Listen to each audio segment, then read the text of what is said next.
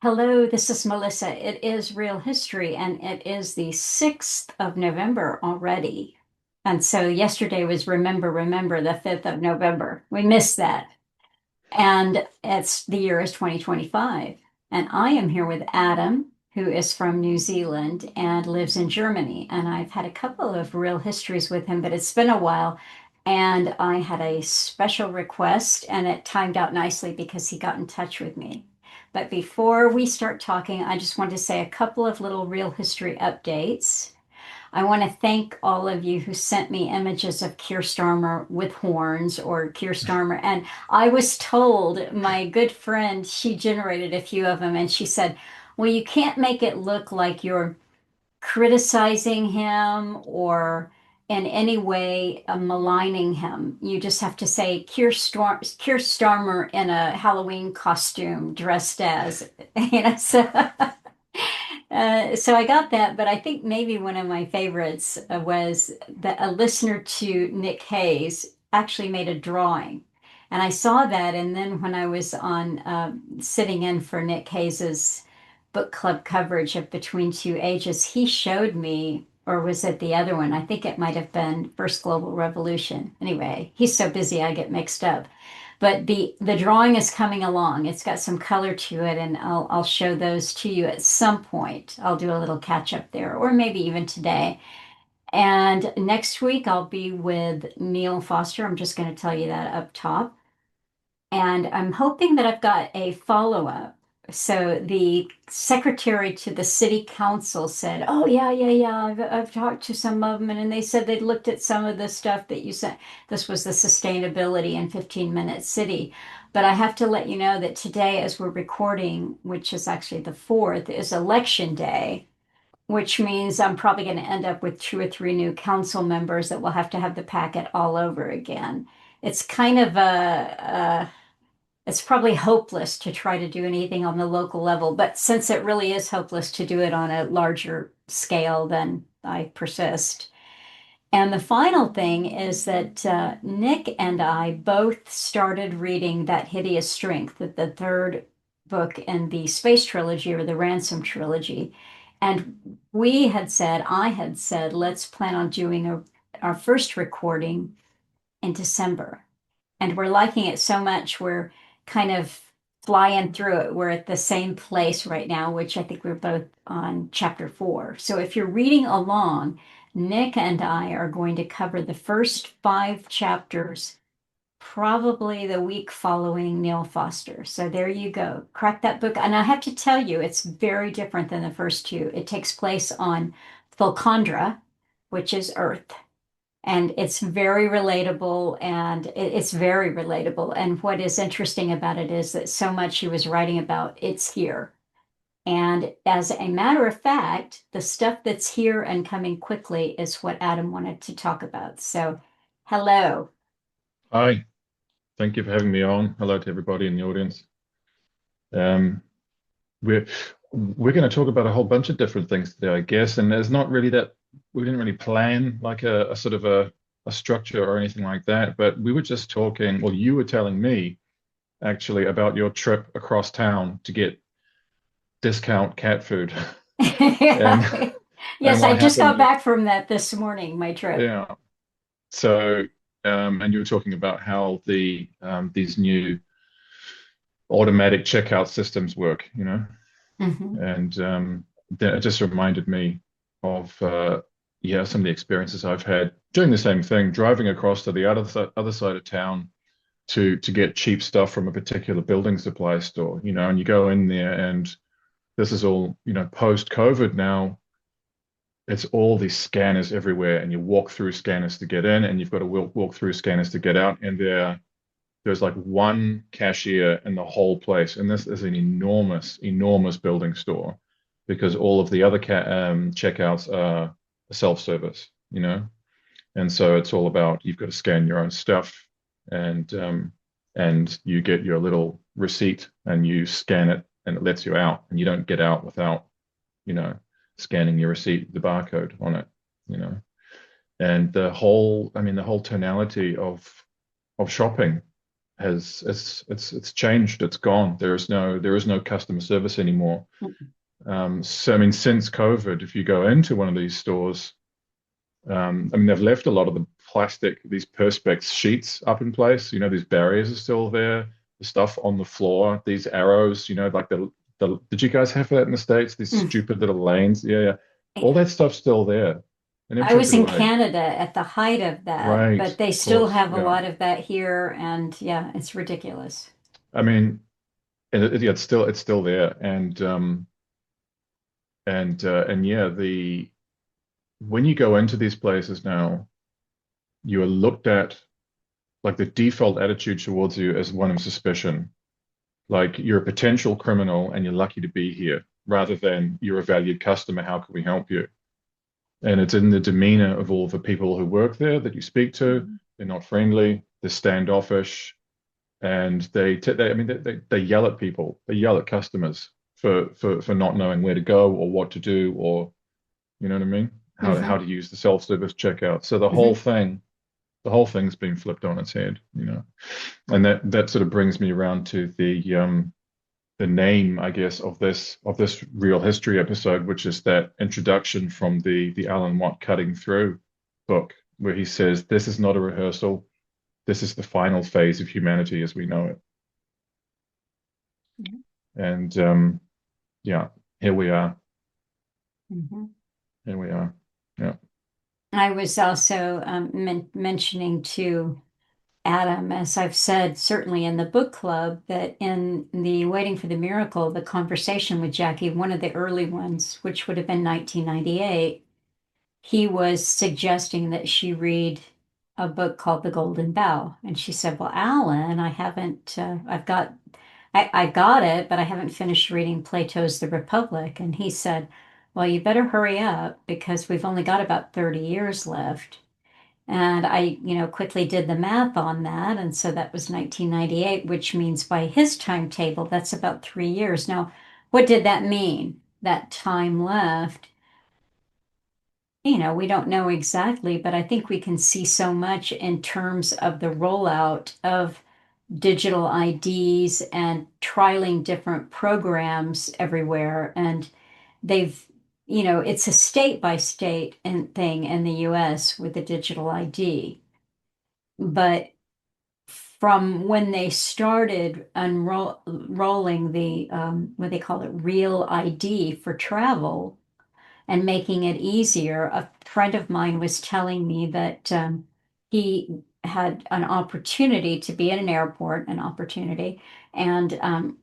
he saw that if you had the Clear ID, which is a related product, that you were Clear. just Interesting name, clear. seamlessly, Yeah. yep, going through, there wasn't really a line. You just seamlessly zipped through. And, then a few so-called losers are over in the other line where they're, being forced to wait and humiliated. What I was telling Adam is that I, did this quick trip up there and then I had a couple of big bags of cat food and I was in a hurry to get back and record with you. And I saw they had a good special on some organic fruit. So I threw a bag of apples and grapefruit and some lemons and avocados and a box of dates and a couple of other things. And I just threw it in there and it was kind of messy. And so I had to scan it all because there were no live checkout people, none. So I scanned it and then I went through the airport scanner, which, according to all articles and news releases, isn't really the operative thing until next year. And immediately I come through there, and the guy who's checking your receipts picked up the bag of lemons and said, you didn't pay for these. And I said, oh, shoot. I said, well, can you scan everything else and see if I've missed anything else so that I don't have to go back again? And he said, oh, no, it's already done. So, in other words, somehow he knew instantly, I mean, virtually instantly, as soon as I came through that arch, what was paid for and what wasn't paid for. And of course, it really was an honest mistake. I wasn't meaning to rip off a bag of lemons and pay for everything else, but Mm. um, So that's where we are, and that means that there is an identification, a digital identification chip in everything now. There's no getting around it, and this was the whole point of blockchain technology: Yeah. trackable and traceable, start to finish. Yeah, I mean, I remember seeing talks from like 15 years ago. Um, so like yeah, 2009, 2010, you had these conferences in the UK called the ART, Alternative Research Convention. That's right. And they were sort of, you'd say they were authorized, but there's some decent speakers, and there were, one of the guys was talking about this back then. This IBM were rolling out or at least experimenting with this kind of technology where you're going to walk into a store and it's going to scan you instantly. It's going to have all of your bank details. It's going to have, yeah, everything, your whole Hmm. digital ID, and you're going to go and get whatever it is you need, stick it in your bag, in your little basket, and walk out, and it's just going to be deducted off your digital credit Hmm. bank account or whatever. I mean, there won't even be a checkout, you know. And they were talking about this, 15 years ago. So Hmm. here we are again. Yeah. I mean,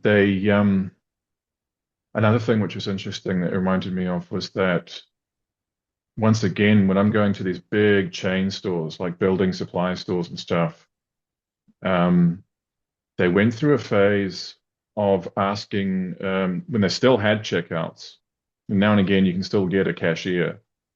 They ask for your postcode and your address as you're checking out. And I thought it was really weird. Well, I mean, I acted as if it was really weird. And I asked them why they were doing it. And they basically said it's something to do with, I think from memory, he said it's something to do with if there was some kind of supply chain issue or natural disaster or resource problems and like who's getting how much from where. And yeah, it was kind of unclear, but I mean, obviously the first thing that popped into my head there was the 15-minute city idea. Hmm. They're trialing out, Hmm. um yeah, they're basically getting data together Hmm. to figure out how this is going to work and who's allowed to go where and where the boundaries and the restrictions and all the limits are going to be. Yeah. So yeah, they're onto that, doing it now. Yeah. Yeah, yeah, you can see that they do. They want your postal or your zip code everywhere you go, whatever, if you're buying gasoline, whatever the transaction Yeah. is. Oh, And really? Okay. yeah, Yeah. I mean, it's in a way, it's kind of a long time coming, these kinds of controls, and it's always for our safety and convenience. Of course. Yeah. I think 20 years ago, I was traveling and I left the country and I didn't ask permission. You know, I didn't tell my Okay. bank, I didn't say, hey, I'm going to Wow. be Okay. traveling. So I get where I'm going and I went to use the credit card and it was denied. Wow. And Okay. so later on, I called the bank and I said I was just denied the use of my debit card, and they said, Wow. well, you're in England. And I said, yes, I am. Okay, well, we didn't know that. So Yeah, I mean, we, obviously under the guise of security, yeah, So yeah. yeah. I mean, I remember when I got to Germany, and this was not 2017, so 8 years ago, and I was so shocked at how far along they call it digitalization in Germany, but this whole thing of what they call two-factor or two-step authentication. So you can't log on to your bank without a mobile phone. This type of thing. I mean, this was everywhere here. It's Hmm. standard. There's like anything that you want to access online, then now you need to have an app as well as the computer. And it's like I remember arrived here and looking at all this stuff and thinking, who asked for this? Nobody Hmm. wanted this, and yet we're being, there was no demand. Hmm. And now it's the standard. You're being forced now Hmm. to participate in all this stuff. Yeah. Yeah. Yeah. I mean, yeah. the younger generation, though, so the like people like I don't know, you could probably say like under 35, under 30. I mean, they're pretty much natives in this type of technology and this kind of system now. Um, to them, it's quite normal, you know. And I guess that made me think about that line that we started with this not being a dress rehearsal, because we really are at the end of the road now in terms of any semblance of normal human values like privacy being forming part of the normal discourse or being part of the mainstream culture and society. You know, we're right at the end of that road now. Hmm. Um, I mean, I when I go to the gym, for example, I go to the gym here, which is run by the university. So it's probably about 60 to 70% students in there. I mean, anybody can join, but it's a university run gym, a lot of young people. And of course, like any gym, they've got all these TV screens on the wall. You can't do anything or go anywhere without being just bombarded with imagery. You know, there's like news cycles and sports and TV dramas and all that kind of stuff. But they do a lot of advertising too. And one of the main advertisements they're running and have been for quite some time now is Google Gemini. You know, so that's the Google's latest AI product that they're putting on all of their phones. So it's kind of like, it's this assistant, this permanent, yeah, AI assistant that you talk to and ask questions, and you see the ads for it, and you look at the way it's being promoted to young people, and they're sort of like there's one ad when I saw where the young girl is living alone in an apartment in a kind of a dystopian looking city, super crowded. She wakes up in the morning and immediately starts talking about the dream she just had to this AI device on her phone and confiding in it as if it's a parent or a close friend or something, and getting the AI thing to give her feedback and analyze the dream essentially, you know? And another one was, yeah, another young girl, and I think she's going to a party and she doesn't know what to wear. And she asks the AI assistant and it tells her. Or there's one where she's at a flower shop trying to buy a bouquet of flowers for a friend's wedding, doesn't know which flowers to choose, asks Google Gemini, and Google Gemini makes the choice for her. Wow. I mean, that's what's being advertised now. That is the world that the young people are growing up with and are being told is normal. You don't need to make any choices for yourself at all Hmm. now. Hmm. And it reminds me of, the statements made by, I mean, the big guys at Google, like Larry Page from Google said something like this, I mean, 20 years ago, saying, we are building a God machine, Hmm. you know. And it's like, yeah, it sounds kind of like a throwaway comment, but I mean, these guys, they mean it. They're not messing around, you know. And here, once again, here we are. Because most of the stuff, I mean, it's mostly built on search engine technology. Really, it's kind of where it comes from. We've been using some version of it for years already anyway. But yeah, we're not This going to. week I got a message from a friend of mine, and she sent me a QR code, a screenshot of a QR code. And this is something that is being offered at the church where she goes to, that you just use a QR code to turn in your prayer request.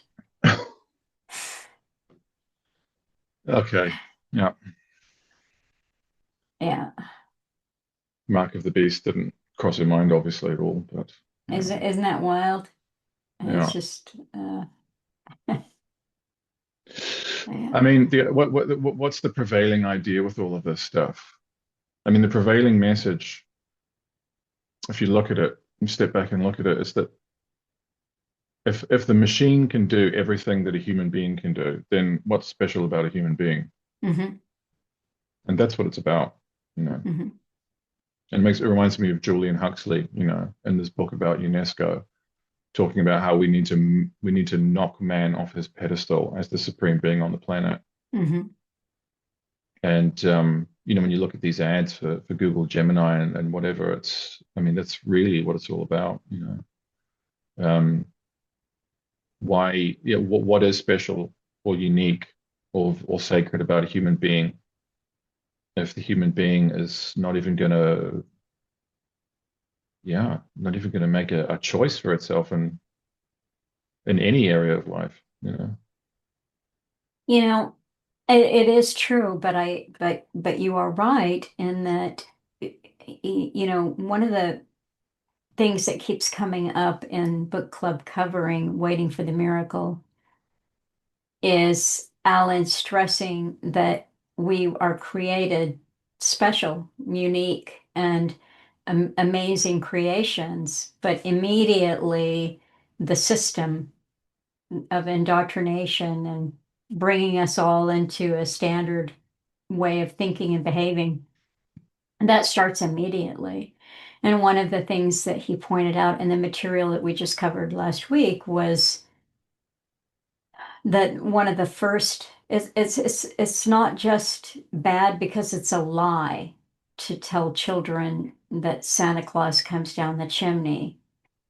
It's bad because they can't go down the chimney. They wouldn't be able to fit down there or fit down there when there might be a fire roaring in the chimney or all of the things that go along with the lie of Christmas. Hmm. It's to it's not to create an amazing fairy tale for children to get involved in at Christmas time. It starts the idea that this big fat man in a red suit is special and you're not. He's Right. flown around in a carriage pulled by reindeer and he lives way up north and and he flies down and not only can he do that for you, but he and his team of reindeer, they can actually go to every single house on the planet and do that all in one night. So I mean it's a crazy superhero type thing.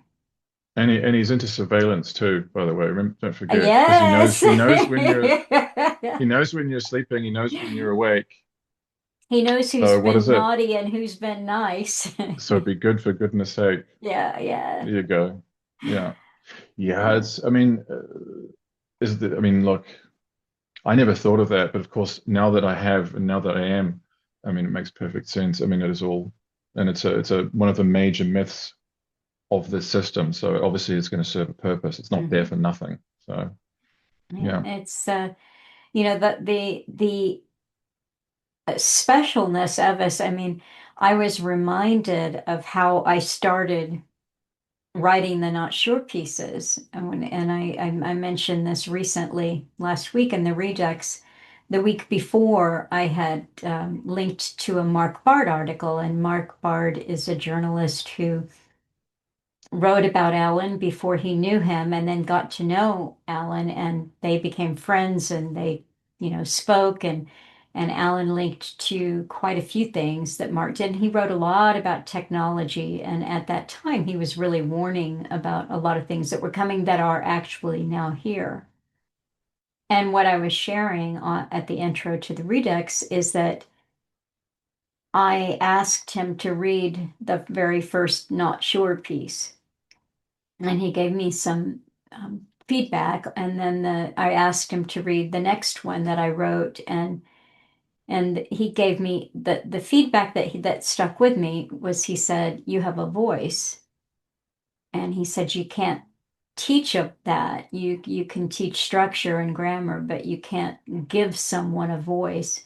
And as I was thinking about that again for the first time in several years, I realized this is what is so insidious and destructive about the artificial reality that we live in now is that this idea that your voice doesn't matter, you shouldn't even bother to develop one, Or like these people who don't know, well, what flowers should I bring? What dress should I wear?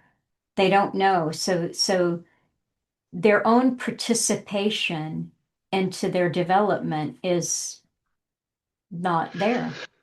There was so much that was done, and I should probably say Operation C instead of actually saying the word, right? Yeah, that's good. Less editing for you. Yeah. Um, but there was so much that was achieved through that for a particular generation who missed out on 3 or 4 years of social development Mhm.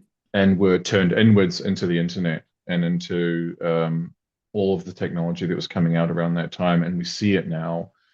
Um, Again, if I go to the gym or even just walking down, driving or walking down the road or in the supermarket, just out in public, and it's not just young people, though, it's predominantly young people.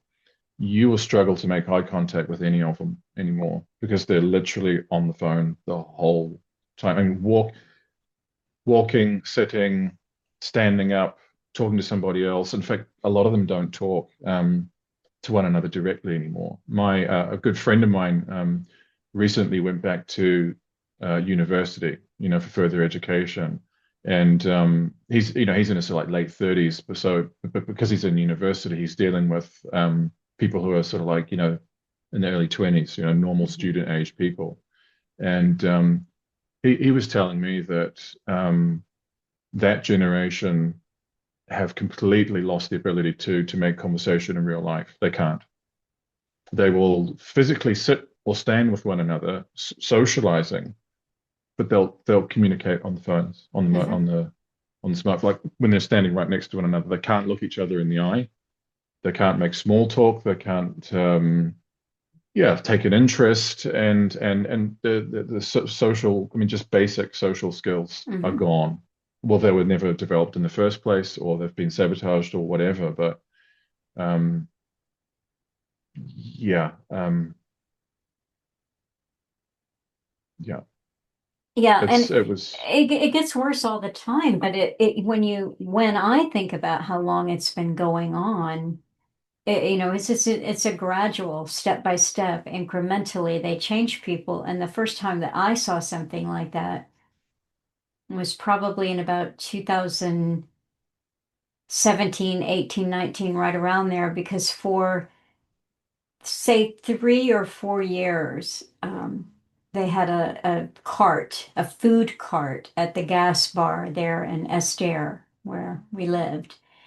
And I had missed the days. I just heard Alan fondly talk about when the gas bar had a restaurant in the back, and the locals would come up and hang out and, get good food. But mostly it was about a place where the locals could meet and talk and have a coffee or a sandwich. And he liked it.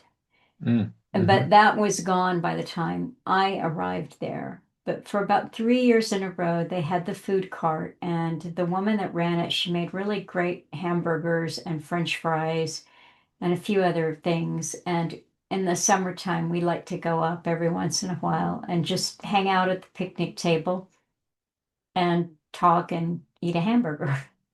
Well, one Wow. day we were there, and there were these two young women, and they were sitting at their picnic table facing each other, and they both had their cell phones out and were looking at them. And I didn't mean to eavesdrop, but I figured out they were texting each other. Oh.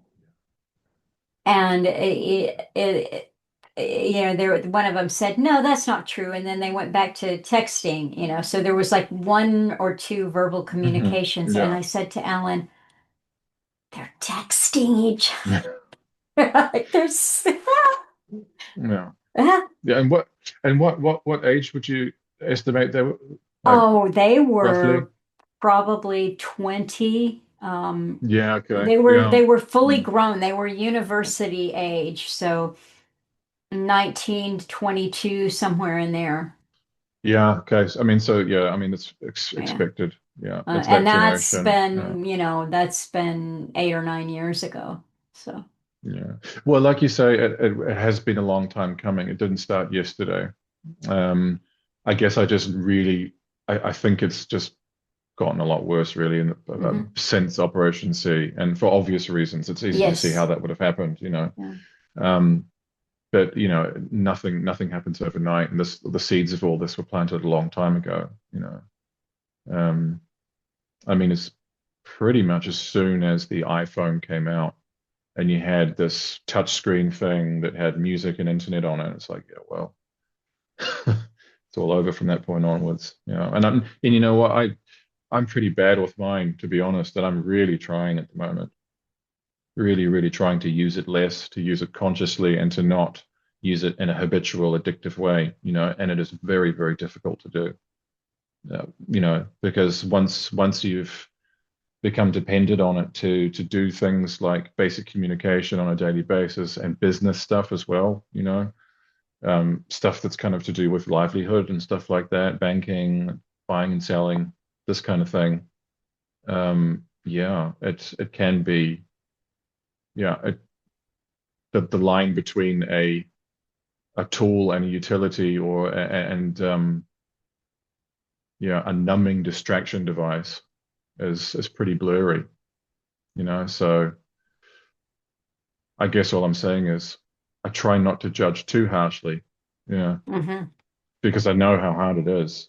Um, and I really wonder how and if at all there is a way to use this stuff and you know, retain your humanity, you know, or will we get to a point, I don't know, in the next 5 years or so, where if you want to continue to be a human being, you're going to have to just chuck it out. You know, I don't know. I don't know, but I wonder. And I think we might have talked about this briefly when we spoke last week, because you were talking, what was it you said? You said we're going to be absorbed by technology, is what you said then. Yes, Uh, I don't like to say that too much publicly, but sorry. I don't want to freak people out, but Yeah, so, okay, so I just blown it for you then. that's Yeah. okay. I do I mean I've always thought that I mean now that the cat's out the bag, I'll say I've always thought that this was a we don't really have words. You can't, spiritual is an overused word. What does that mean? But I've always thought that going into this brave new world and this that they've created for us, that we have to rethink what it is that we're trying to hold on to. Hmm. And I do have some good back and forth with Prince, who, Mm. he'll remind me, he sends me little cards and letters, and often he kind of repeats the same themes of being an individual and being your own champion and so forth. But he said to me in a card not too long ago, the computer people are goners.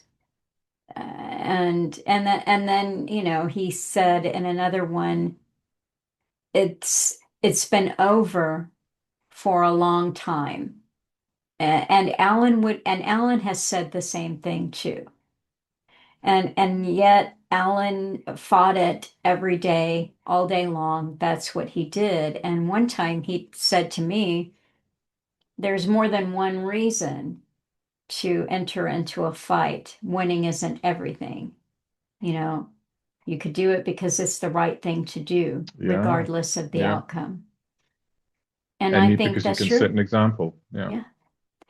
So, I'm not, I would never say it's going to be like this. This is how it happens. This is how it unfolds. This is what it's about, because we all do participate in the creation of our lives and how things unfold. Every choice that we make, Yeah.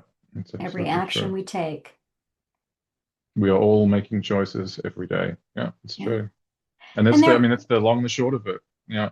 yeah. I mean, there were some things that Alan said, people from the very get-go, when he first started speaking publicly, people would call or write or email and say, well, what do we do? Where can I go? What part of the world can I move to? And of course, there is that because different parts of the world are adapting elements of this more slowly. And so, Yeah, yeah.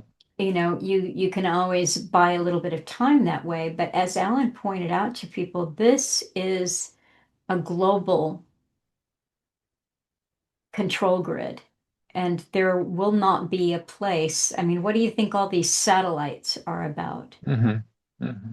What do you think Google mapping is about? You know, or how do they keep you in your 15-minute city if that surveillance and control grid isn't already set up there? So he said there's really ultimately there will be no place on the face of the earth that you can go to that you'll be free. But that doesn't mean that you give up. It just Yeah, means, yeah. And even yeah, even in the most dire of circumstances, there are still choices to make. yeah. And you can whatever situation we happen to be in, you will still have choices to make.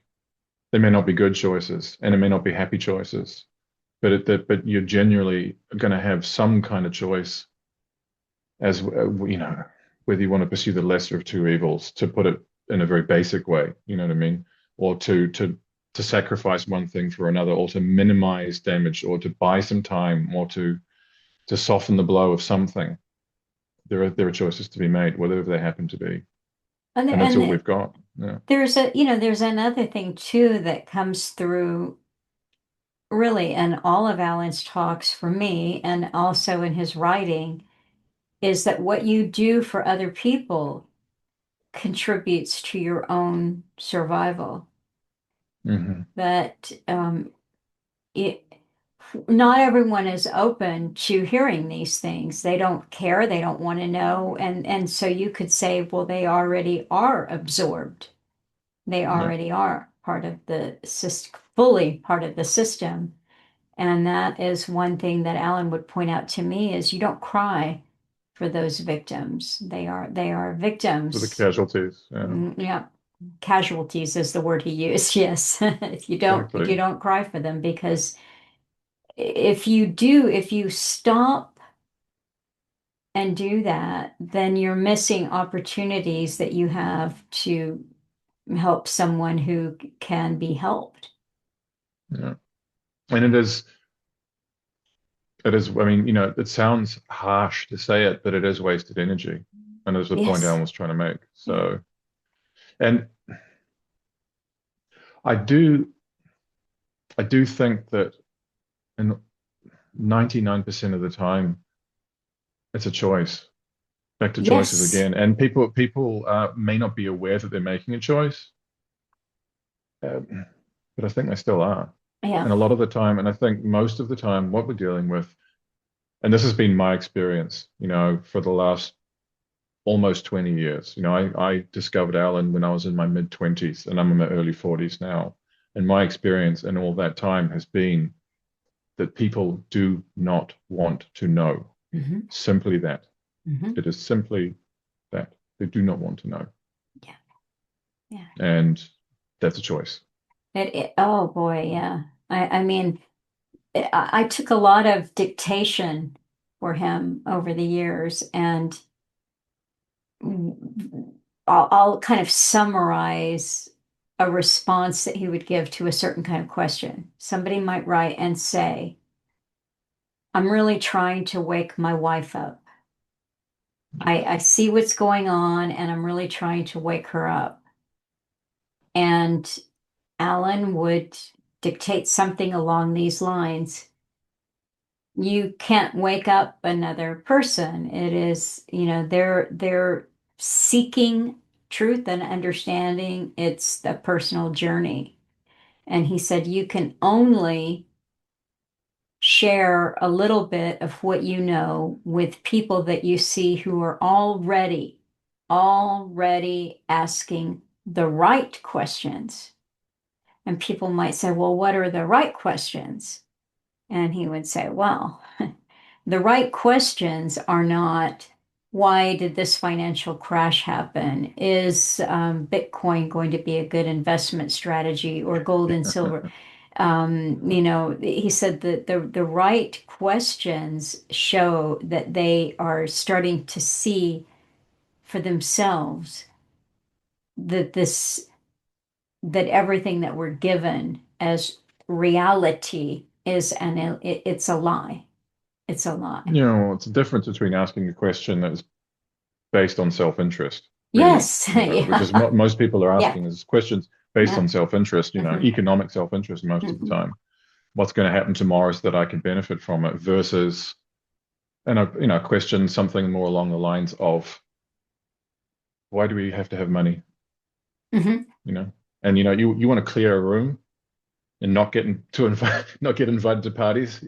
I get ask questions like that, because that I've had many experiences with family and friends asking questions like that without any shame or inhibition.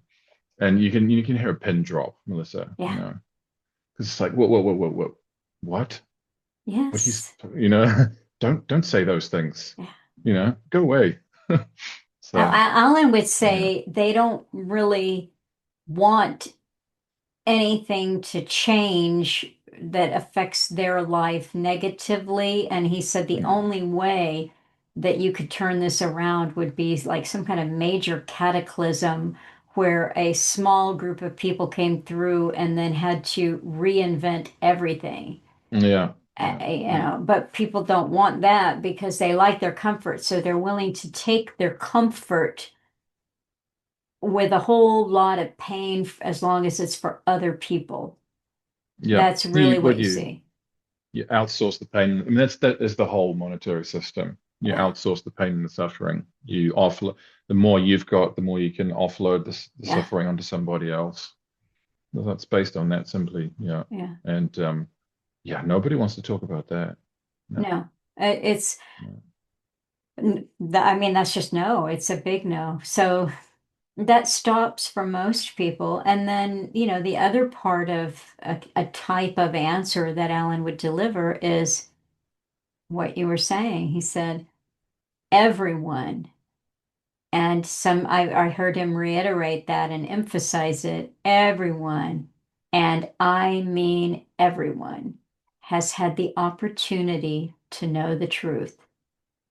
But most make a choice or a series of choices not to know. They don't want to know because they like their life just the way it is. As long as they're okay, Jack, Yeah. that's it. Well, it reminded me of that.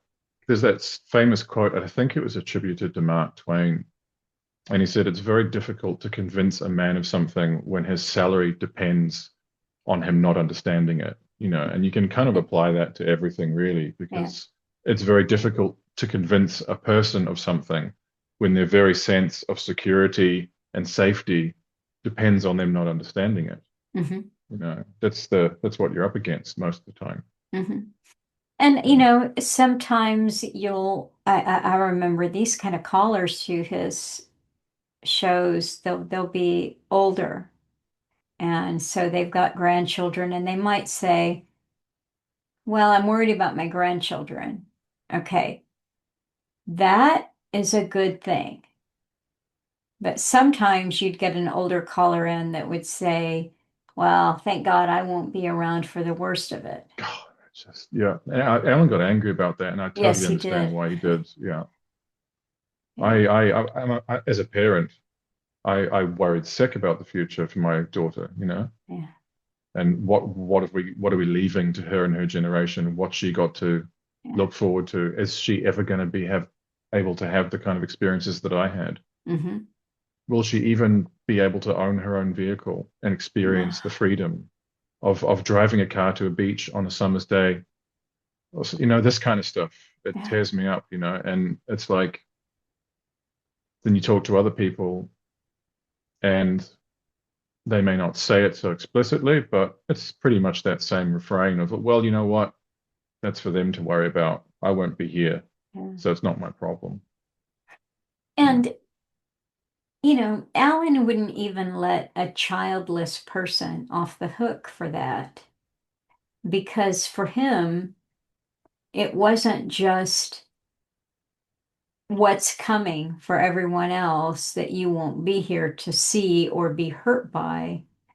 He said, what about all of the people who lived and died and never knew? Yes, I never knew. And all those to come. What about all those who lived and died and never knew? I mean, that is I mean, the weight of that. Yeah. Yeah. I mean, when I said that, I just I went back to World War One. Yeah. Trench warfare, where it's war of attrition, just one after another. I mean, I don't want to upset myself, but I can bring myself to tears Hmm. to be in the mindset of a young man who is maybe 18 years old and he knows that when he puts his head up out of that trench, that his chances of making it across the field and doing whatever stupid objective they have to Yeah. do and returning to the trench alive are less than 50%. And in some battles, much less than 50%. I mean, I can't even imagine the terror.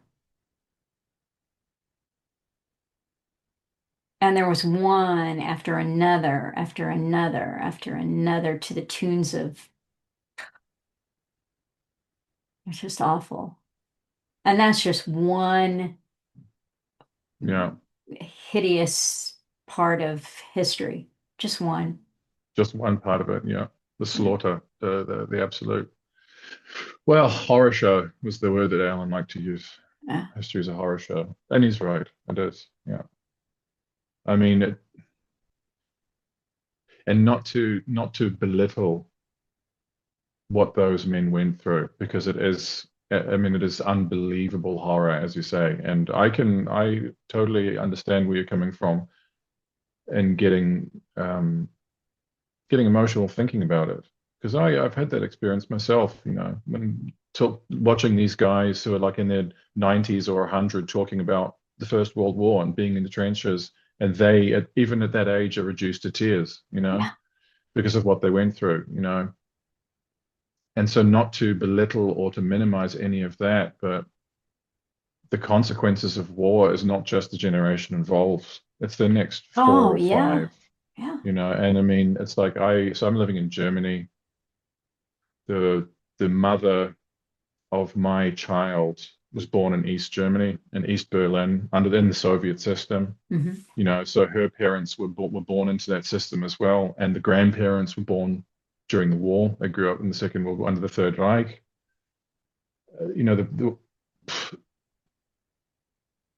This country is ruined psychologically from that.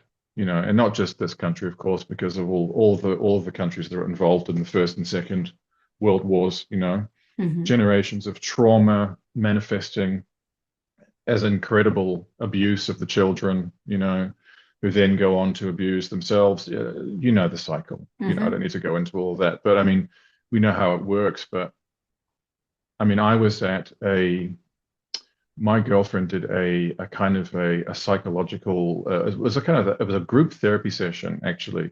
We did this about a year ago, and she went along with one of her friends, and I came along as kind of like a support person for it. And without going into too much detail, it's basically called family constellation therapy, and it's to do with going into your history and your family history and figuring out some sort of emotional threads to do with relationships and generations and stuff like that, and how it's affected you. And the woman who was holding the therapy session said that in all of her life, she has not dealt with one case or one person or one problem that didn't lead back to the war.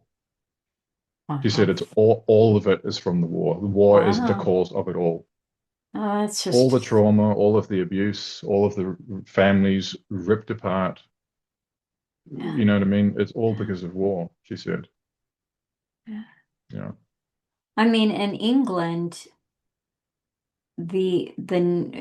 trying to muster up enough soldiers for World War II when when they just wiped out the generation before. I mean, think about it. It was, 20 years, 20 years later after, I mean, the deaths, whole villages were wiped out, whole families were wiped out, you know, and war takes different, it's not all official wars or declared wars. I mean, like think about the Highland clearances, and I bet you could do a study like that, and you could probably trace that down through time to the fact that, Glasgow is one of the most drug infested cities on the face of the earth. Yeah. And, the loss of life from that, I mean, where did that come from? How far back do you go to see where these broken I homes and yeah, I lived in Glasgow for many years, as you know. So yeah, I mean that is a I tell you what, I remember the first time I got off the plane at Glasgow Airport, first time I ever went there, got off the plane, walked out into the street, looked around, looked at the people, and there's just one word that came to mind instantly, and it was the word defeat. oh, Just defeat everywhere. In the eyes of everybody that you meet, defeated. It was so sad. yeah, Yeah. And as you say, I mean, it's totally drug infested, alcoholism, generation after generation after generation who with no hope, no future, no education. Well, I'm not saying education's a great thing, but no perspective, no right. nothing. Just no work, no nothing.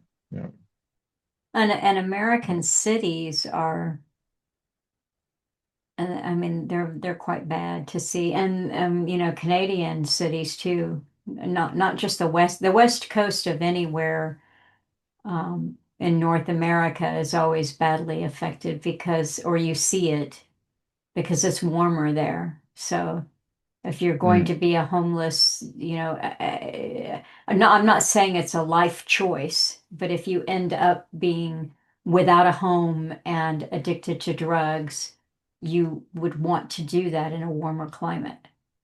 yeah. Right, right. Makes sense. So where you can sleep outside. Yeah, Yeah. it's not going to work in Canada very well, is it? Yeah, No, but now more and more, all of the cities in Canada, even where there's a great deal of homelessness in places like Toronto. Yeah. right, right. I But heard it was yeah, pretty bad there. yeah. Yeah, But Vancouver, Seattle, Portland, Los Angeles, San Francisco, all down the West Coast, just a mess of homelessness. mm. I think the name of a documentary that Alan linked to a couple of times, I think it was called Seattle is Dying. There was one about Detroit too. Yeah. They have Yeah, the well. It might have been yeah, Glasgow because Detroit was a heavy industry city. You know what I mean? And yeah. most of that's gone, right? Yeah, and Detroit Most of it's was, gone. I Yeah. mean, Detroit's been a goner for, For a while now. since, Yeah. the GATT NAFTA offshoring of the whole, the Yeah. loss of their steel industry and automobile manufacturing. But yeah, if I can remember those or find them online, I'll link to them again.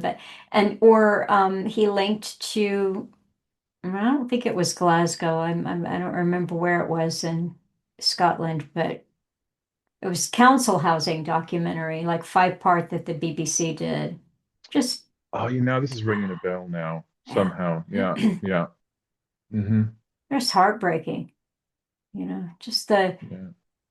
what's heartbreaking is it's intergenerational. Hmm. It's going, you're looking at, excuse me, grandparents who were in their 70s who have had all opportunity and hope has been absent in their lifetime, who had children that are in their 40s, who have children that are teenage to early 20s, and the dysfunction and the drug abuse and the reliance on the system, it's just mm, Yeah, I mean, you can call it like it's kind of institutionalized. And again, having lived there, it's within the perspective of the people there that well, then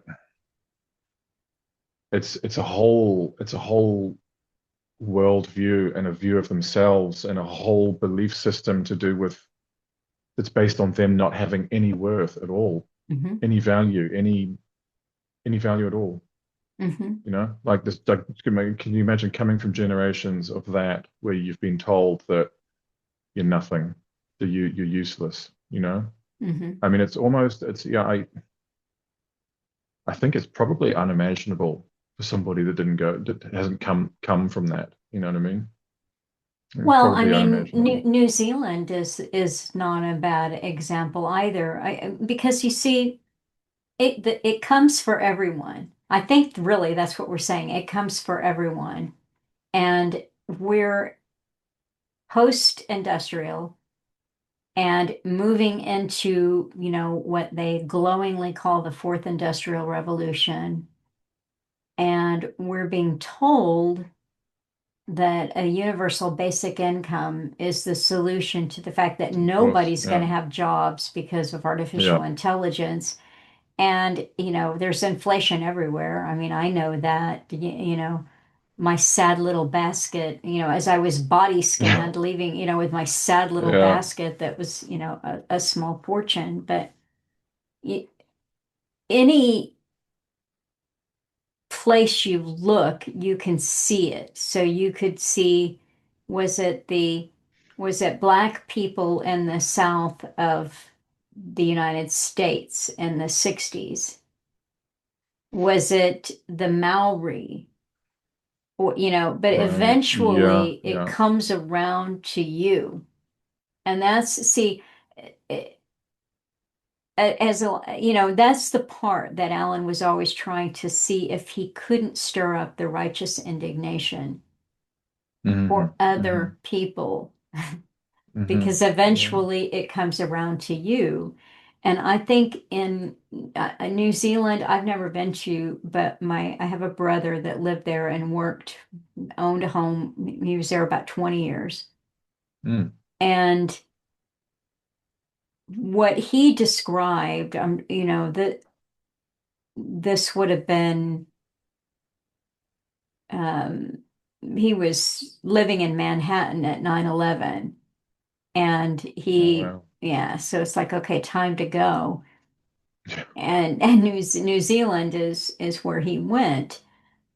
So there you've got the underclass, the Maori underclass, and yet the government has colluded against everyone.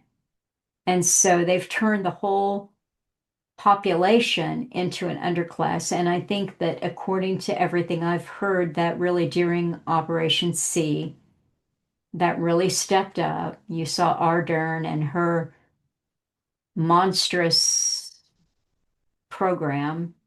Oh, she was, yeah, And it's my understanding, I yeah. mean, you will know better, but it's my understanding that incomes are down, prices are up, affordability of, I, yeah. yeah, I haven't lived there in a while. Obviously, it's been 8 years since I lived there, but I've been back a couple of times for holidays, and I do hear from people. I was just talking to an old school friend a couple of weeks back, actually, yeah, and he said it is becoming pretty well impossible, you know, to get. I mean, he's got two young kids, and they're struggling to pay the bills and put food on the table, and he shouldn't because he's got a decent paying, he's got an all right paying job. You know what I mean? It's not great, but it's okay. Yeah. It's just that the cost of living the cost of rent and food and gas is Mhm. just astronomical, and it's been going up really, really high for a long time. I mean, I left in 2000, the first time I left in 2007, and things were sort of getting pretty expensive then, but from around about 2010 onwards, I don't know exactly why, there was a whole bunch of trade treaties signed through the 2010s to 2020. Um, and the food just went through the roof. I mean, just astronomical. I mean, we were there 2 years ago for was it 2 or 3 years ago? I can't remember, for a holiday. And yeah, it, you will not believe what you pay for food over there. I think I'm going to a bar and paying, I think, like 15 New Zealand, or 15 or 16 New Zealand dollars for like a small beer. You know what I mean? Yeah, yeah. Um, yeah. I mean, they fluctuate. I think sometimes they go down a little bit, but it's pretty crazy, and it's pretty outrageous. Yeah. Yeah. So the public are being fleeced over there big time. Did you ever see a documentary called Once Were Warriors? That was a film. Yeah, That a was a film. drama film. Sorry, yeah, it was a Yeah. drama. Did you see that? Well, yeah, yeah, of course. It's a very, very famous New Zealand film. It's gritty and violent and hard to watch, but yeah, everybody knows that film. Yeah. And that's it's tragic. I mean, that is where that film is set. Is basically where I grew up. It's in Really? South Auckland. Yeah, it's South Auckland. It's the highest concentration of Maori and Pacific Islanders. So, like you said, a lot of poverty, generational poverty, drugs and alcohol abuse, and gangs, big time. You know, Yeah. the gangs are, yeah. So a lot of crime, all the Well, drugs, I mean, it's been all the standard years stuff. since Yeah. I saw it, so many years that I remembered it as a documentary. I read. Well, it's kind of is. That's the idea. The idea. It's supposed to be. You know, it's based on reality. So yeah, But it was just tragic. I mean, to think that you would do that this could be done to people. Same thing here, same thing in Canada with the native same thing population. Yeah. everywhere. Same thing, But and it's alcohol, yeah, bringing high sugar foods yeah, that they can't handle. They're all diabetics yeah, now. Bring in the alcohol, and of course, bring in money. You know, because yeah, they have any concept of what money is. You yeah, know what I mean? It's a Western farce. So you know, yeah. and it's I'm like who was it that go said, who was it that said, I can't remember. It was Alan brought up a quote, and I can't remember who it was. One of these British aristocrats talking about the tribal peoples, the indigenous peoples of the world that could not be brought into the monetary system would have to be annihilated, basically. Malthus, it You sounds know, like, but it yeah, might not have been. could have Yeah, been. yeah. Um, I mean, see, this is the thing that I mean, it was never okay for native populations to be treated as they have been. That's not what I'm saying. It was never okay. But what we're really seeing, and I think since Operation C, remember those statistics that they gave us about how the billionaires, how much money the billionaires added to their overall net worth during Operation C. I mean, it was Yeah, phenomenal, phenomenal. And we've long been told, well, there's the 1% and there's the rest of you, but that chasm is just growing and growing and yeah, growing. And yeah, of course, eliminating the middle class regardless of race, eliminating the middle class in every country has been the agenda for a long time, and yeah. they're Right. successful. And so what I'm saying is that in the eyes of the people who are doing this to us, we are all natives. Exactly. We are all natives, Yeah. savages on the Yep. reservation. That's it. Yeah, yeah. You know, it's funny. I've told you about this before, and we might have even mentioned it last time I was on Real History. But in the area that I live in, we have a lot of basically refugee housing, since the Ukraine war started up. But of course, it's not just Ukrainians. They're coming from all across Eastern Europe, and we've got a huge settlement just around the corner here of Romanians. And they've, it's obviously problematic. They come here, they've come from a country where they've got nothing, really nothing, and they are invited in here, so you can't blame them, because they've been given housing and certain social benefits and not being expected or asked to really contribute. And we listeners to the show will know how this works and why it's being done because it's happening, in all the so-called wealthy countries in Europe, in the UK as well, being flooded deliberately. But what's interesting is that despite all of that, these people have got their culture still intact in a lot of ways, Mm.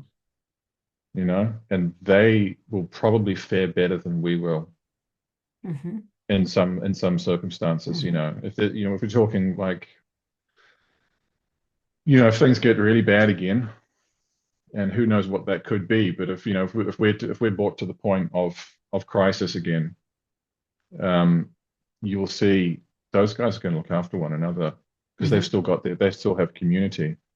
They're loud and rambunctious and annoying, and the culture is very, very different. And a lot of people are really, really frustrated with them. You know what I mean? But they have their culture intact, Hmm. in so many ways. And they have family. Family is the number one priority to them.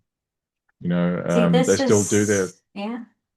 they have their traditional dress. They have their own style of music and dance, and they have gatherings, and we don't have that anymore. No. Not mainstream, well-to-do, middle-class Germany. That's gone. There is no community because everybody's on the phones the whole time. Hmm. So I interesting. mean, it is interesting, but and people would say to Alan, "Oh, you're so negative, you're such a downer," but he was always supplying the antidote, um, to love each other, really, to build it, to take care of each other, or to have compassion for each other, some empathy, and if you can't if you can't muster up some empathy for the horrors that are being done somewhere else to other people over there, well, it's coming around to you. But Hmm. to look out for each other, because we can see that right now in this country, whatever kind of political theater is being played out right now, they're telling the recipients of the food, what they call the food stamp program or the SNAP. It's got, the government assistance for food. And the conservative channels, I hear this from people, the conservative channels will tell me, well, most of the recipients of SNAP are recent immigrants or and it's like, well, I don't know, I've been in line behind, you know native born Americans who are on food assistance. Hmm. Hmm. This is a takedown. I mean, if that's what your conservative talking head is telling you, well, don't worry about them. In fact, you should be outraged that your government Yeah. is, I mean, what you will. I mean, yeah, you're absolutely right. And Alan, of course, Alan was right, and it was one of his best qualities, his ability to see that in people and see that in humanity, despite everything that he knew and understood and all the ignorance that he faced. Is to see I suppose, the good qualities, remind people that sticking together and looking out for one another was what was going to get you through these hard times. Um, and what you'll see, if you go on YouTube or social media or news sites or whatever. It doesn't matter who you're talking to, right, left, this label, that label. It doesn't matter. That's the one message you will get from nowhere, from nobody, is to actually have compassion for your fellow man. yeah, It's all based on division, all of it. It's all about groups fighting other groups, yeah. pointing the fingers at the other group, without exception, No, as far as I I've know, been able to see. I know. It's doesn't matter who you follow or who you think is is onto it or who's figured it out and has got a handle on the situation, they will just point the finger at another group and get you angry at them. You know, Hmm. yeah, It's it's sad, but we're so easy to yeah. manipulate.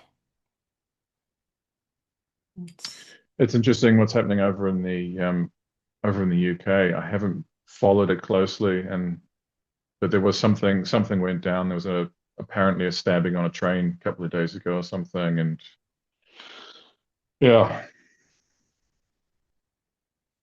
yeah. What you wonder, really. I mean, yeah, I'm surprised that it hasn't boiled over already over there because I remember when I was living in the UK, I left 10 years ago, and I left feeling like I had to get out pretty quick, feeling not like this is going downhill really fast, you know. So yeah, but I suppose yeah, I don't know. It's still the yeah, it's still divide and conquer most of it. Yeah, I forgot where I was going with that. I had a sort of a different point to make or a wider point to make, but yeah. that's okay. You might come back to it. You know, the thing about people, we were talking about how it's a choice, to see or not to see. And, this is something I had just picked up the cutting through book. We were talking about that, this is not a rehearsal. It's not a dress rehearsal. It's here.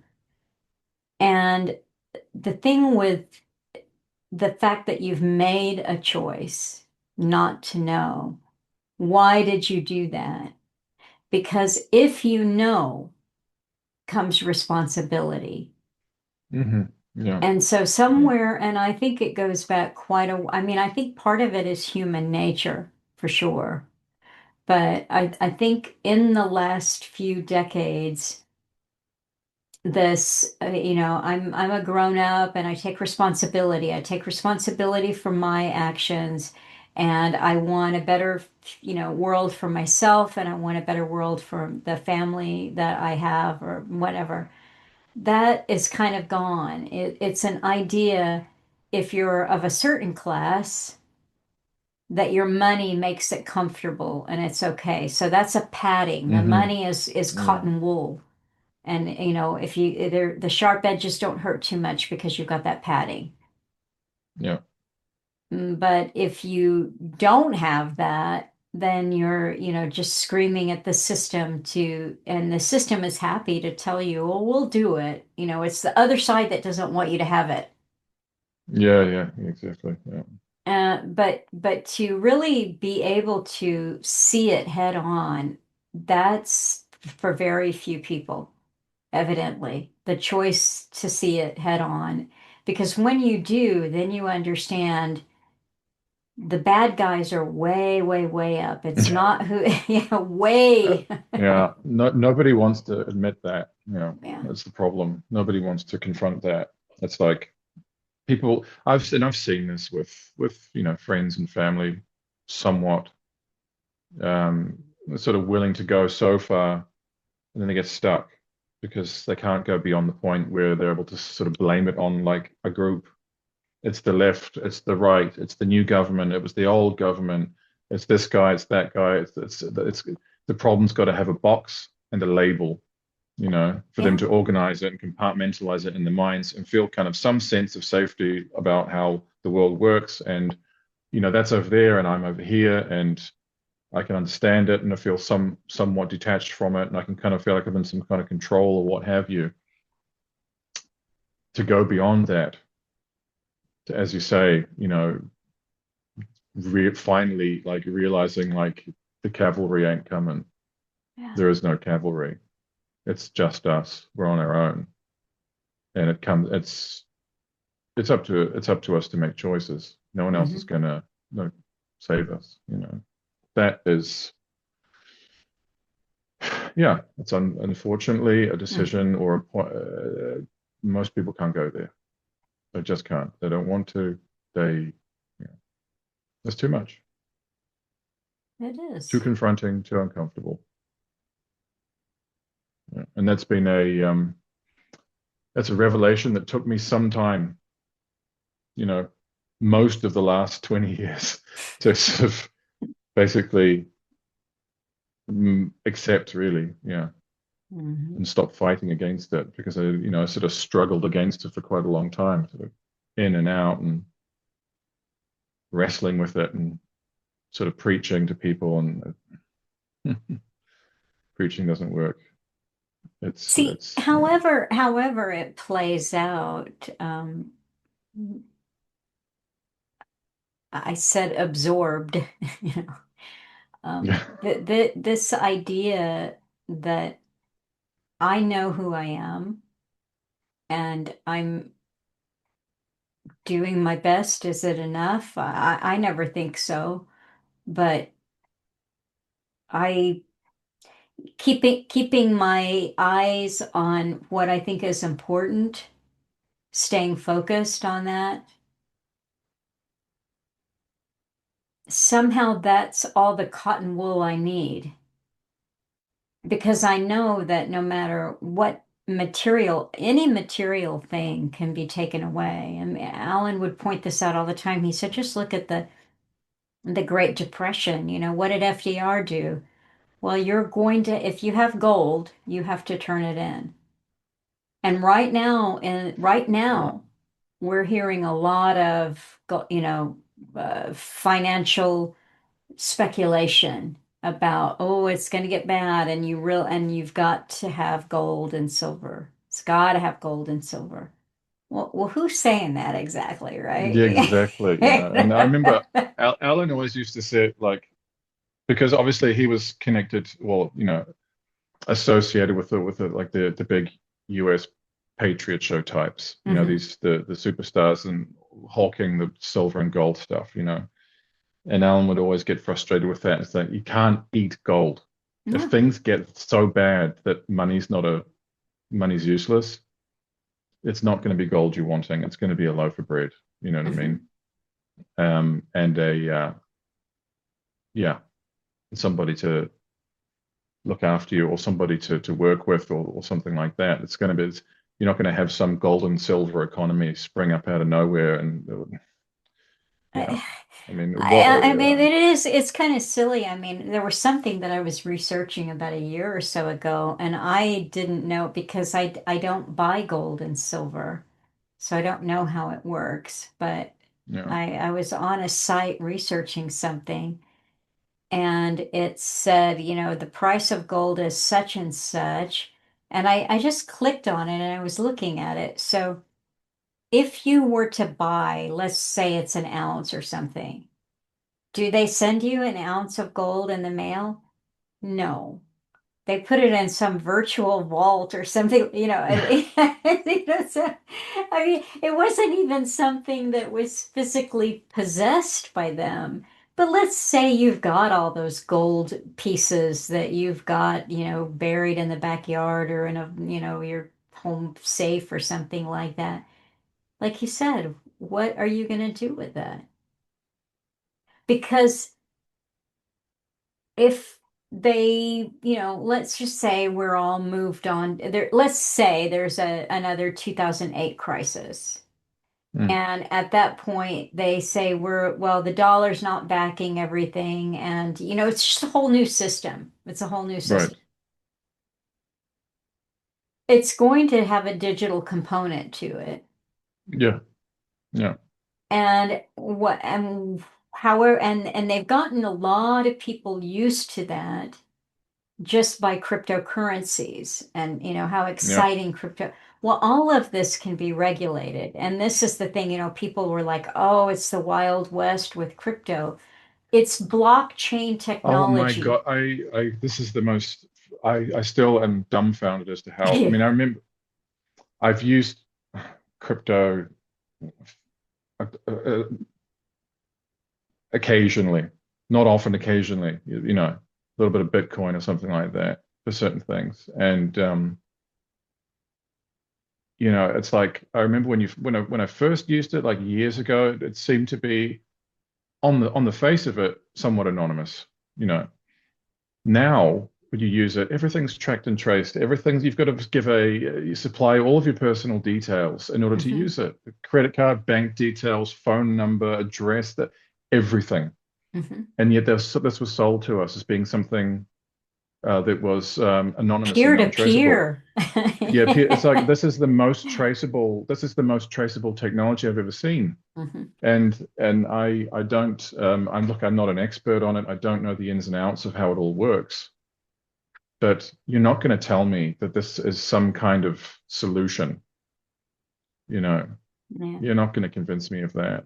And So, I mean, there are a lot of yeah, people now, they're talking about, well, okay, well, that's that system and everything. We're going to have, we'll have small systems with our own crypto, in other words, it's a vetted community and you've got your medium of exchange that you all agree. And some of the mm, big people, some of the bigger, so-called patriot truther talkers have been promoting these ideas. But if it's online, it's trackable and traceable, period. yeah. So you can talk peer to peer, you can say it's your little community and you've got to have your secret handshake password to get into it. If it's online, it is going to be able to be available and accessible to the highest levels of any intelligence agency anywhere. It's Well, just who created the internet? Al Gore. Yeah, oh, that's right. I forgot. Sorry, I'm wrong. It was Al Gore. Forgot about that. It's just I just laugh when people talk about creating um, independent, Yeah, secure system. It's just like who do you really think yeah, that the military industrial complex, the CIA, all this enormous machinery that set up this thing and gave it to you to use, gave you this toy to use. Do you really think you're gonna let it get away from them? yeah. It's like Alan would always remind people. It's like any technology that you think you understand is obsolete. Mhm. We are on with the protocols that we're using in our day-to-day internet use are obsolete. I mean, think. I mean, you can just extrapolate. Think back to there was a communications security bill that was passed in the mid 90s in the United States, and I used to have all this documentation, but I lost a whole bunch of stuff. Um, and it mandated that all communications uh, companies, so tech companies making phones, computers, all that stuff, they had to build a backdoor into all the technology. It was mandatory and for the government to get into it. This was open, legal mandate in 1996, I believe it was. So any bit of communications technology that was produced or sold in the United States had a government backdoor in it, and that was open. You know what I mean? And Mhm. so, yeah, you're not going to convince me that somebody came along and created a new system which is uncrackable and anonymous and Mm. secret or that can't be controlled. I mean, I don't know where Bitcoin came from, but I can just about guarantee it's probably can be traced back to the CIA itself. So yeah, Probably. I mean, I was doing a little bit of research into it a few years ago, and at the time I said, "Oh, all crypto roads lead to the World Economic Forum," right, right, because I yeah. was just seeing that. But I don't. I'm not really crediting them with its invention, or but they've been Oh, promoting front to it. push it Yeah, they've been exactly, pushing promotion. it. They've been running different programs on, little trial runs of this and that for years, for a long, long time. I mean, we're, In other you words, know, this is where we're supposed to go. yeah, exactly. Of course, It's- you don't. I mean, this is the thing. I think sometimes we can overanalyze things, and sometimes you just need to step back and look at it in simple terms. So, what is this all about? It's about digitalization. yeah. It's about an abstract digital currency that can't be controlled by you. You have no direct control over it. With cash, you can hold it in your hand. The value of it, okay, that's not in your control. Yeah. But at least you've got the you've got some semblance of control. Digital, you've got none of that with digital currency at all. It doesn't matter whether it's a CBDC or Hmm. whatever it's called, central bank digital currency, Yeah. or Bitcoin or some other coin. Doesn't matter. All that stuff is being promoted to normalize the idea, to bring in digital currency. And sell it to you a million different ways. It doesn't matter. It's about getting rid of money, you know, It is. It is about getting and rid of bartering and money, trade. and it's about total control of us. And Yeah. to me, the Chinese social credit model is the easiest way to look at it because it's social approval and disapproval is really tied into it. I mean, everything that you do. Sorry, I'm about to have a coughing fit. Everything you do will make you a good citizen or a not good citizen. And all of this will be noted. And it's all tied in there. The things that we're talking about, getting your postal code or your zip code. Mm, Why hmm. were you 30 minutes from home when you could have purchased that cat food 15 minutes from home? Yeah. You Yeah. know, and you'll have to come up with a really good reason why, you know, oh, I'm sorry, but everything you need is in a 15-minute radius or 15-mile radius or whatever it is. And we are being brought to that in a variety of ways that are here. There's there's a certain type of building here in Germany, which is I've seen come up like really shoot up in the last few years because up until I had problems with my back a couple of years ago, I was working as like carpenter joiner, so I did spend some time on building sites, new apartment buildings and stuff like that. And there's a certain type of building that is going up all over the place in Germany. It's a certain type of apartment complex. It has the same architectural style, the same sort of look and aesthetic and materials and design, and they're going up everywhere. And basically, it seems to be some kind of rollout of this kind of 15-minute city type scenario where you've got it's a multiplex. So you've got apartments at the top, maybe on the second floor, maybe first and second floor with apartments, and on the ground floor is all of your stores. So everything that you'll need, Mhm. supermarket, Mhm. hairdresser, laundromat, whatever, Mhm. yeah, whatever you happen to need, stuff like that, stores basically. Mhm.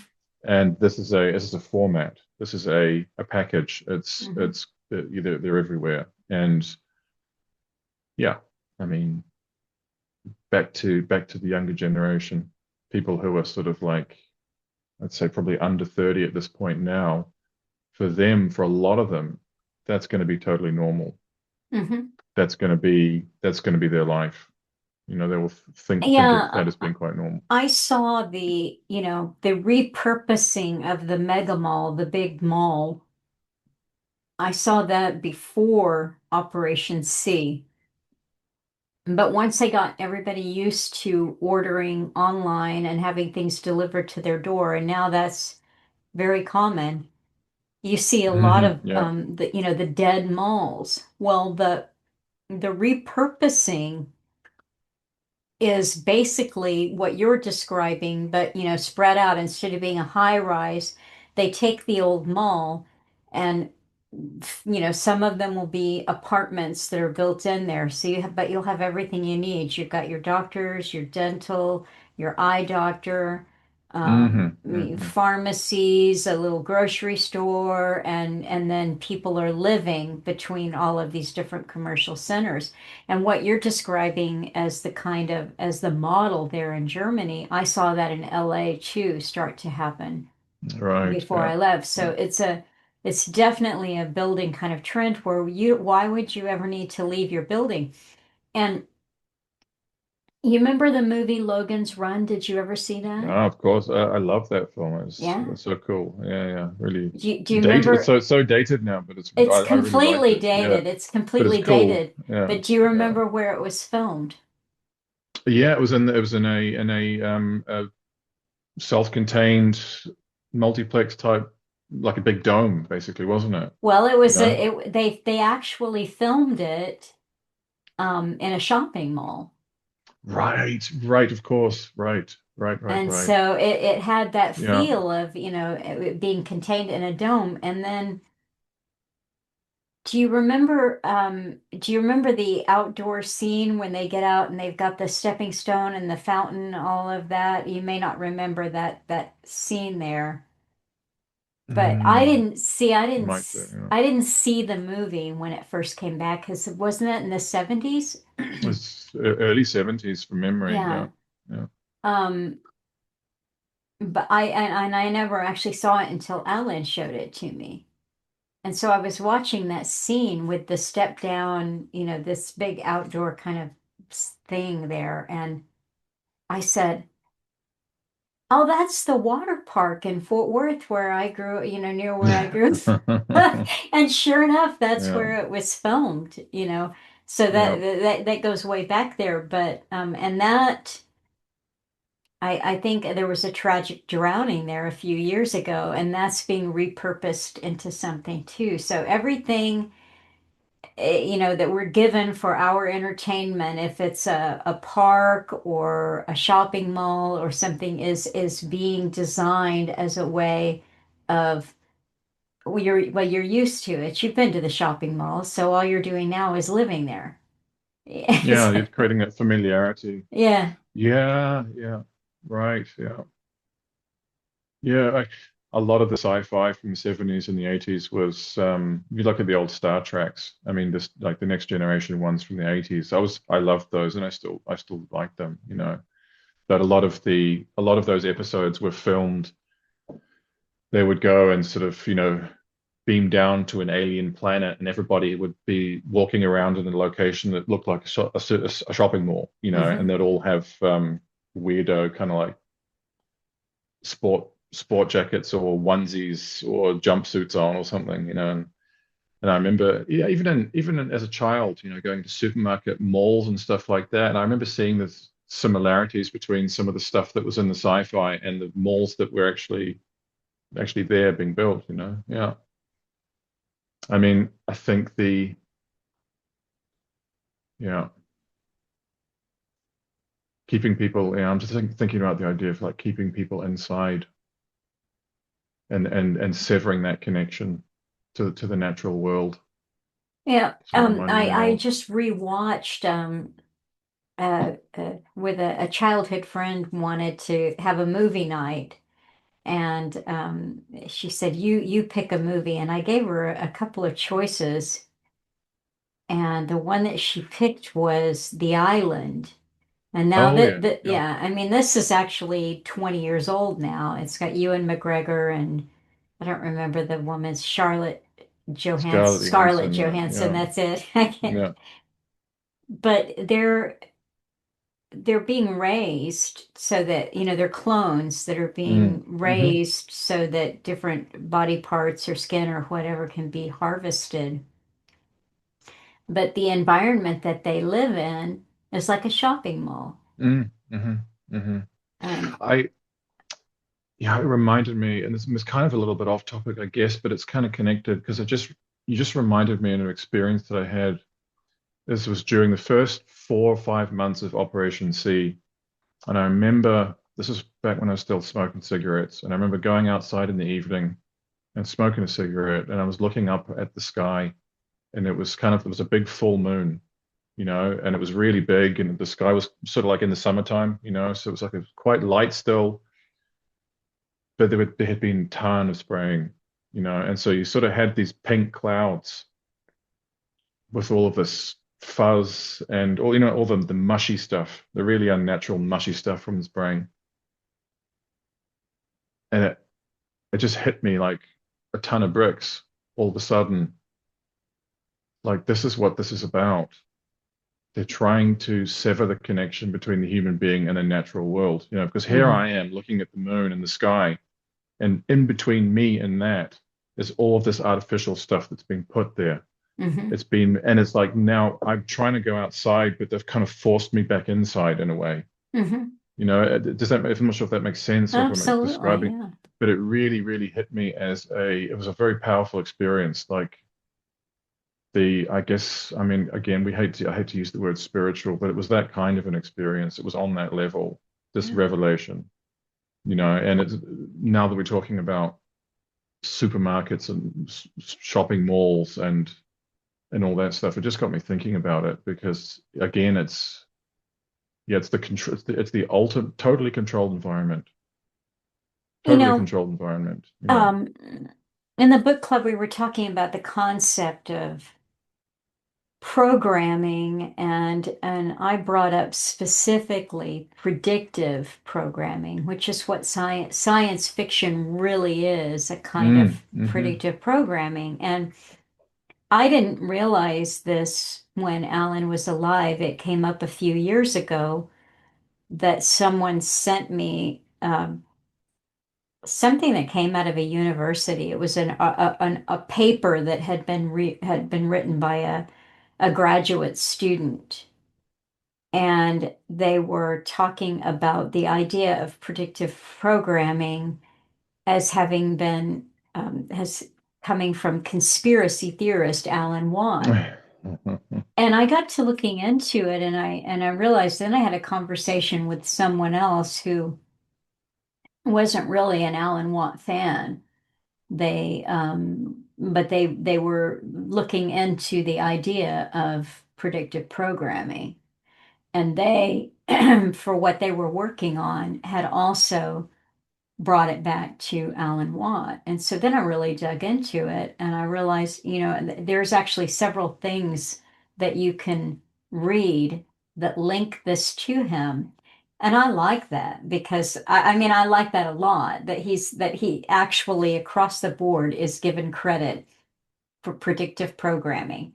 Whether you like it and you want to make fun of the idea as completely, ridiculous, because personally, I think if you are paying any attention Yeah, at all, then it's clear to see that predictive programming is a thing and it works and because it's what it's we're, yeah, I was just going to say it's such a self-evident truth that yes, it almost can't be proven in any objective sense.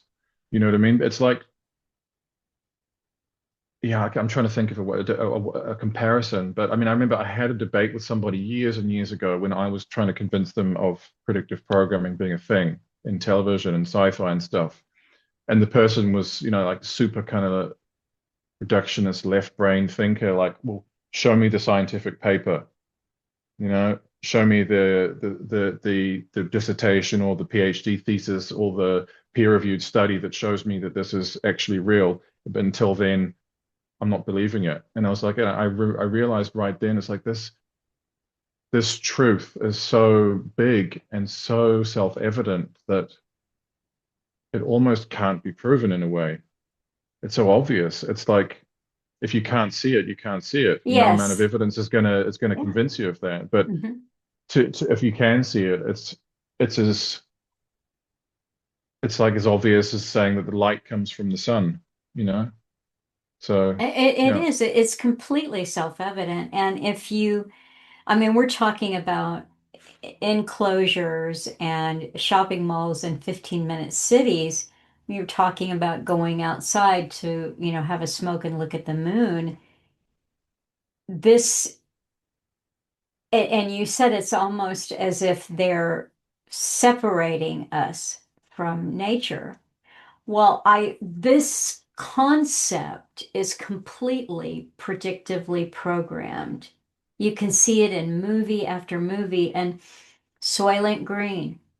when he goes to be euthanized, what do?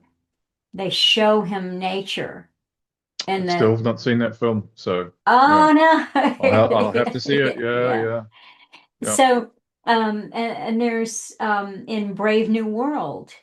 In Brave New Yeah. World it is written about, but when you see it, you don't go in nature. No, no, no, no, no, no. Yeah. The Dirty, same thing in the island. dangerous. Yeah, Yeah. In the yeah. island, you can't breathe it's toxic air. That's why you can't leave this building because the air is toxic.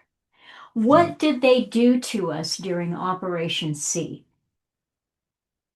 A lot. You were locked Yeah. down, Right, right, right. and Of some course. people were so Yeah. terrified that they had to mask up outside. Yeah, we could talk about that forever. I mean, it's Yeah. just, I mean, you know what's funny? It just reminded me, I was at the doctor's office briefly this afternoon and are back in apparently. So Uh, yeah, full of people coughing. And it's like you got to wonder these days, like, are we talking about regular seasonal kind of like cold and flu type stuff, or are we talking about,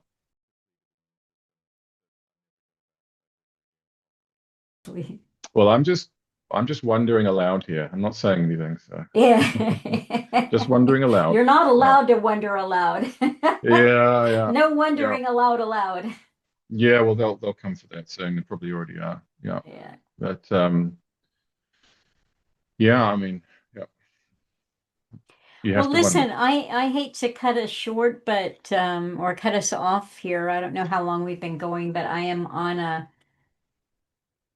tight schedule today, and I That's definitely okay. I should get going here. So I think it's been a better part of 2 hours, I think. So yeah, we're it's headed it that was good. direction. So Yeah. well, I'm happy Yeah. to catch up. I'm sure that other people it definitely there was this special request to bring that guy back on. So Bring that guy back on. Well, here he is. Yeah, my yeah. pleasure. Yeah, I mean, there's a couple of things that I wish we could have gone deeper into with, especially What were regarding the those? AI thing. Oh, Oh no, it's just yeah, it was the AI thing in particular. Like, basically, yeah, I mean, it's just an observation that I made that I think is pretty interesting, and maybe if people want to think about it. Basically, we've all had the experience of when you go onto your phone or computer or something like that, and it brings up or presents to you something you've just been talking about, oh because yeah. the thing's listening, right? It's not, Hmm. this was never announced. They just started doing it. Hmm. You've agreed to it in your terms and conditions 10 years ago without realizing it. You know what I Hmm. mean? Hmm. Um, but I think it's well beyond that now because I've started having the experience in the past couple of years where I can think of something really specific. A random memory will come into my head and it will be the most weird, out of nowhere type memory. Like a song that I haven't heard for 30 years or a word that I, Hmm. whatever, something really specific. And then I'll go on the computer or the phone and boom, there's that very thing, you know? while Yeah. we're recording and while we're talking, I'm going to see if I can find this. But that what you're describing, it's a fact. It is here, and I'm Well, just that's how gonna. good it's getting, basically, is what the And point I like was going to make. So, yeah, I mean, it's Alan was talking about the levels, right? And you said there, everything we're so far behind on what they're showing us. I'm just going to see if I can find this alter thought. Okay, let's see. I've got 9 instances of thoughts here. Okay, here it is. This is from something that I posted at the end of August. This was the title of Alan's talk. Upon gathering my thoughts, I did find external AI energy had changed my mind. wow. So I put that up. That was from February of 2018. And there is an article here from Vox. This was 2023. Mind reading technology has arrived. Now, this is from CBS News here. Let me see if I can open it up really quickly. This is 2024, June. As mind reading technology improves, Colorado passes first in nation law to protect privacy of our thoughts. If you think telepathy or mind control is the stuff of science fiction, think again. Advances in artificial intelligence are leading to medical breakthroughs once thought impossible, including devices that can actually read minds and alter our brains. Okay, so this article wants you to think it's a device. It's one that you'll have to put on like one of those helmets that probes, you know. Here's one that I posted that day that is from MIT Technology Review. It appears to be from this same breakthrough there in 2023, although it is a couple of months apart here. Tech that aims to read your mind and probe your memories is already here. We need new rules to protect our cognitive liberty, says futurist and legal ethicist Nita Farahani. And this is seeing here if the battle for your brain. She has a book, The Battle for Your Brain. Okay, Kat. Winston. Winston's the talker. Mm, So I'll link to these again that I put up then, but yeah, it's here. So if we're noticing it in the computer, and you're certainly not the first person who has said, I didn't say it out loud. yeah, yeah. Well, it's like the question, it begs the question, whose thoughts are we thinking and whose train of thought are we really on? Yeah. Did we arrive at those thoughts ourselves, or does it know were we There. sent there?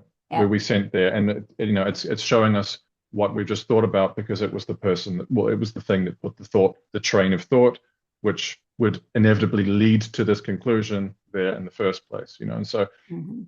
we've got to ask these questions about, yeah, I mean, when we're engaging with this technology, which we all are, is whose thoughts, whose train of thought are you really on? Whose thoughts are you Mhm. really thinking? And that is a murky, murky area, Mhm. you know. I mean, I remember looking at like white papers from places like DARPA from 10, 15 years ago, and they were openly talking about doing this on a massive scale using social media, Mhm.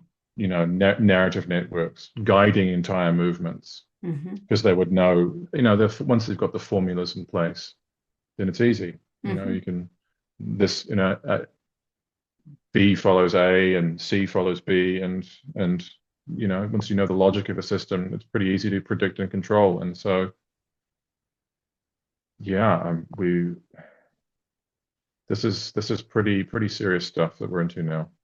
It is. You It really is. I mean, in a way, these are some of the only things that are worth talking about, but to wrap it up, not on a positive note, really, but to wrap it up is that it's the empathy for each other. It's the holding on to whatever your little tribe is, Mm. your little community, your family. Yep. That's where if there's hope of survival, it's coming from It's in that. that. Yeah. Yeah, and it's in. What I'm personally doing is just trying to put the damn thing away, be conscious about it, use it as less as least amount possible, really. Yeah. Trying to think your own thoughts. So yeah, I think that's about all we can do at the minute. But been great talking to you, Melissa. It's been very Thank you nice to for. catch up with you, Adam. We shouldn't let so much time go by. Even you and I haven't even spoken personally, or I mean, we usually keep in touch better than we have in the last year. That's what I'm saying. So, Yeah, it's okay. I would love to be more involved with stuff like the book club and keep a sort of a closer tab on things, but I've just been going through a different phase of life where I've been really just focused on my work for a little bit, and this is life. You have that yeah, sometimes, it's and I've just okay. been super focused, but it's been good to talk to you, and I'm sure these things always happen in cycles, you know what I mean? And Yeah. you come back around, and I'll probably find myself, like getting more involved again as we go forward. So yeah, yeah, Well, I appreciate you talking with me, and I will look forward to sharing this with everyone. And great. take care. Yep, yep. Okay. All right. And everybody, I already said my piece up front, so Yeah. thank you. All right.